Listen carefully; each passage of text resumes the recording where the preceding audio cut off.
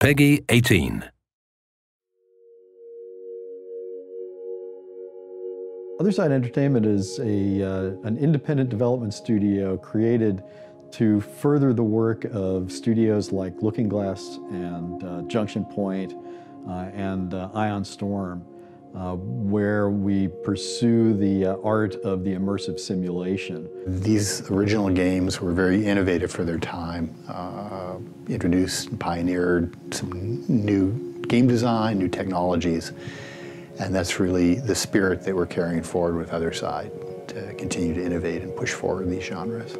We've spent the last few years really assembling this indie dream team of developers. Many of them former Looking Glass, former Irrational, like myself.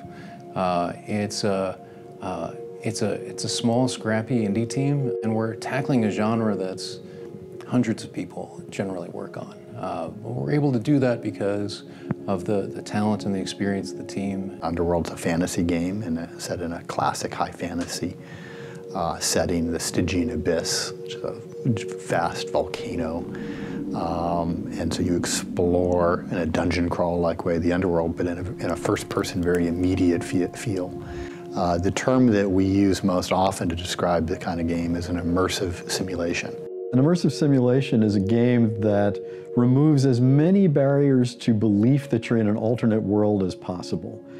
The idea is to create systems and rules that players can exploit however they want, to interrupt the experience as little as possible and in as unobtrusive ways as possible. We really want it to create a gameplay where if you yourself were this fantasy character and in the Stygian Abyss, the things you might creatively come up with to try to solve challenges would work. The game is not about, trying to optimize and do the best possible playthrough.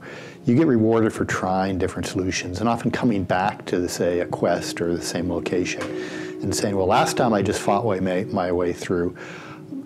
There's, 10 other ways, 50 other ways I could have approached it. Let me try some different things out. Open world games tend to simulate a world that's an inch deep and miles wide. If you scratch just below the surface of the simulation, you don't find much, frankly. In games like Underworld Ascendant, we're doing something different. We're simulating a world that's an inch wide and miles deep, where within the confines of a smaller world, you interact with a much deeper simulation. Every time you come into an environment, things will be markedly different. Different challenges, different opportunities. Sometimes when you come in, you'll see a deep slug, a useful deep slug, which has a flammable trail. Another time you'll come in and you'll have a green lizardman ally. The environment's also changing as far as movement options. Sometimes you'll come in and the outcast tribe has set up platforms in certain areas, and other times they'll be torn down. So we're focused more around jump in, have a fairly, intensive, session where you can do a quest, and then if you want to do another quest and another quest, you can continue to do that. There's a lot more sort of replay and coming back and revisiting things. Fans will also find that they're immersed in a world that is somewhat familiar.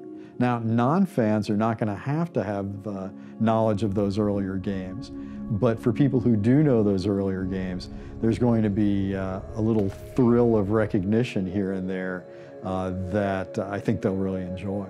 Not only one of our main characters, Kobyrus, who is voiced by Stephen Russell, who is Garrett in Thief, is a major character from the series backstory. There are also some ties that are a little deeper and a little harder to find. The spirit of the original Underworld was really to innovate and try something new that other people hadn't been doing. That's really the legacy of those games, more than the specifics of what the actual game did or the actual specific features or content. And so, to me, that's the legacy that we're respecting, honoring the most, is continuing to innovate, see where we can move this genre forward. And it's a lot of fun.